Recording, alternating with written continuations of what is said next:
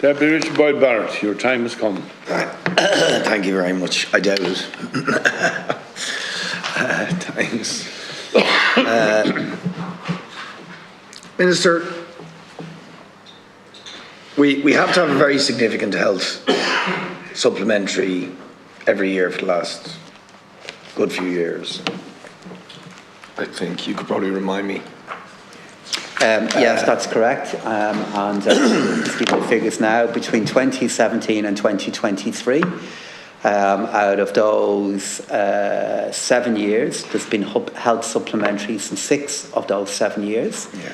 The 1 year that didn't happen was during the year of the pandemic. But it should be said during that period, there's been a very big variance in the scale of the supplementary estimates. So outside of the COVID era and the post-COVID era, when in those years it was above €1 billion, we varied between €195 million and at its peak €645 million. Okay. So yes, there have been estimates, but there has been supplementary estimates, but the value of them has varied considerably year by year. Okay, but this year it's 1.04 billion. Just over $1 billion, 4% increase on the initial allocation, 4.8, and it was, I think you said it was more or less the same last year. Is that right? That's correct. So last year it was 1.39. Last year it was 1.39. This year it's 1.0. Okay. Are we not fooling ourselves here that the allocation that we're making in the budget is simply inadequate, and that we must know that in advance? I'd respectfully say no, and I would say that to you for 2 reasons. The first one is the budget process isn't just about allocating to government departments on the basis of need. It's also based on the availability of money and the availability of resources. And we have to allocate money based on all of the different competing demands that are there.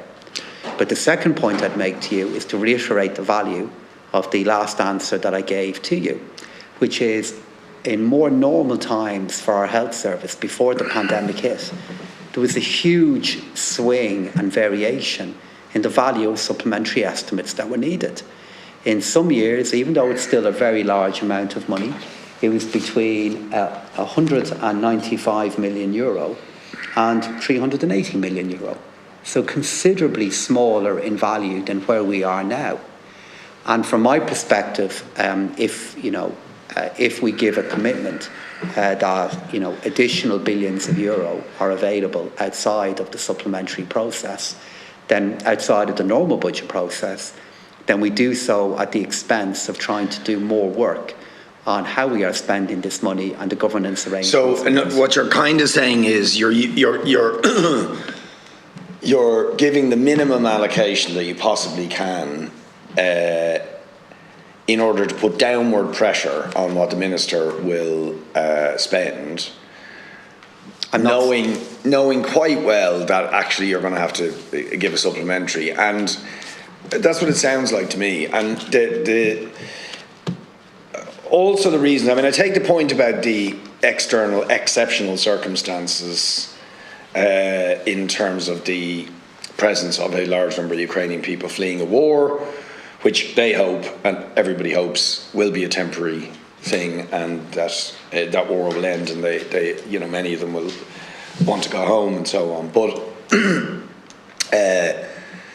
the COVID thing, I don't quite understand how that's still hanging over for 2023. But I think when you consider what pretty much every health worker will tell you is we're massively understaffed, we're massivly under-resourced, we're stretched to the limit, and that if we don't get supplementary, if we don't get a supplementary, the whole thing is going to grind to a halt, because that's what we're actually being told. And then a supplementary is required of pretty big magnitude, that we're kind of just fooling ourselves in order to keep a downward pressure on spending in the health service, and that actually is coming at the expense of an honest kind of recognition of what is actually needed in the health service in order to make it function as a quality service with all the staffing and resources that it needs. I would disagree with you, Deputy, and the reason for that is I think you have to see what we are doing in our health budgets beyond what happens in any given year. And if you look at where we are now since 2019, the figures are worth repeating, excluding and stripping out the value of disability services, because they've now been moved out of the Department of Health, as you know, to Minister O'Gorman's department. The increase in... I wanted to ask you a question about that in a sec, actually. Sure, no problem. The increase in cash terms is €7.4 billion. So that is a very significant increase in the funding that was made available to our health services over a number of years, and it was made available to them because they need that. But if you look at where we are in healthcare staff and the number of people that now work there, we now have 22,000 more people working in our health services than we've had over the last number of years. And this is not, the allegation that's sometimes made about its managerial staff or those who are working in admin, though God knows they're also needed. It's 6,700 more nurses and doctors, it's 3,100 more healthcare professionals, and it's 2,500 more doctors and dentists. And we've built over 1,000 more hospital beds and increased our ICU capacity by a quarter. So, if I look at where we are now versus where we were in the last government, and when I was Minister for Public Expenditure also at that point, there has been a shift change in our recruitment success in the health service and in its capacity. And the funding story for health is such a difference. I mean, the majority, of funding that health got during the pandemic, not all of it, but the majority of it they kept. And they've kept because we realised the healthcare environment has changed because of the pandemic. And just at one point, and I'll make it quickly because I know you want to come in again, about shocks and how things can change. One thing that is different, that I acknowledge is different to what we thought 2023 would look like, is there has been an amount of healthcare need that may have been suppressed during the pandemic that has confronted our hospitals in a way which we didn't anticipate. And we are seeing our hospitals, in particular, busier after the pandemic than I certainly forecasted to happen. Well, look, I'll only say this to you, Minister, rather than, because, I take some of the points they are making, but, I mean, just because of a family member being ill for quite some time, I have an occasion to go into one of our major hospitals every week, at least once a week, for about the last year. And I can tell you the story I hear every single week is the same story. Understaffing, lack of resources, not enough people on the wards, in some cases just outright chaos, and despite the best efforts of healthcare workers. So, say some of the additional demands, don't forget, which would necessitate the increases that you're talking about, setting aside exceptions, and I do accept those exceptions, are we've got an older population, and that puts, ever-growing pressure on the health service. And that's just something you have to factor in, right? That's necessary. And also, I suppose we've learned after COVID, we need better health services and we need buffers. We can't be operating at near maximum capacity, which is what we were going into a pandemic. But I tell you, we're a long way from having the sort of capacity buffers that we need if we were to hit another thing. So I just put that to you. But all of the healthcare workers say the issue is staff.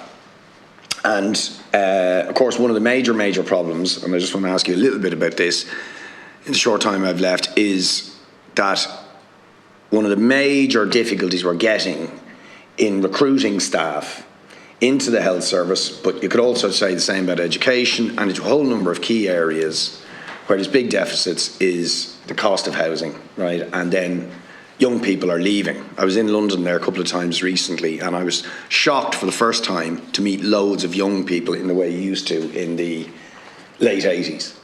First time I've seen it in a decade. Loads of young Irish people living in London who just left because they can't afford to live here.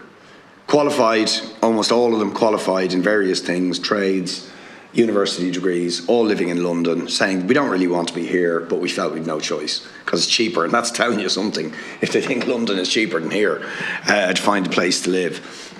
So we have a problem which we have to solve, and a huge part of that is the provision of affordable accommodation. And one of the things I think you should be using your additional money for is even more ambitious use of that money to build up the public and affordable housing stock in order to keep people here we desperately need for our public services, because they are draining out, and the more pressure is put on them, like this temporary recruitment moratorium, the more of them are going to leave. The people who were out on the picket lines today or in the protests today, one of the things they were saying is keep this up and more of us are going to leave. So, and that's against a massively understaffed situation already. So I just want to put those points to you. Last point, because I'm probably out of time, is on the disability issues. There's going to be a protest outside tomorrow of disability activists, a new coalition of disability groups, and as you may know, the International Day, UN International Day for Persons with Disabilities was on Sunday, and it's really annoying people with disabilities and disability advocates that the government are banging on about UNCRPD and the obligations that we all have under UNCRPD, but that the government doesn't want to ratify the optional protocol. And more to the point of what we're talking about here is that disability is sort of hived off as a kind of minority thing to a particular department or whatever, rather than being across the board, which is really what UNCRPD should be. And I just want to know, like, when we're talking about, you know, okay, additional expenditure for the Department of Disability and Integration, because it's moved from another department, it's moved from health. I mean, surely what we need is money across every single department to ensure that we're actually capable of giving equality in every single facet of life and having the resources capable of doing it.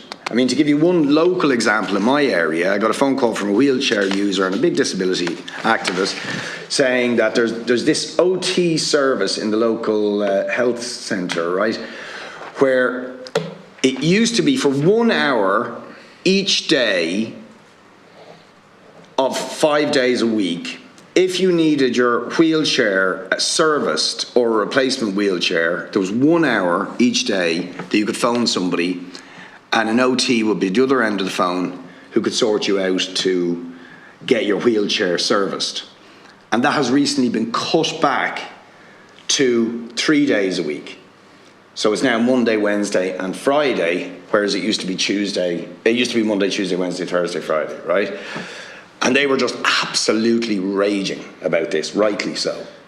Because, you know, if you don't have your wheelchair, that puts real serious problems if you need a service and you can't get it. Now, the point is that they didn't have the OTs that they needed to provide this service. And that, to me, that's just a little indicator of what they're saying about the lack of disability funding, resources, disability-related staffing across. I mean, in that case, you know, it's kind of local. It's linked to the council, but also to the Department of Health. Anyway, I'll leave. I banged on too much, but that you get my point.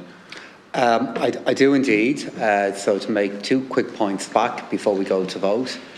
Firstly, while go to London myself a fair bit, aware of the strong Irish community that's there. Lived in London myself for many, many years, and you know, I would be very surprised if those who were living in the heart of London were finding Dublin more expensive.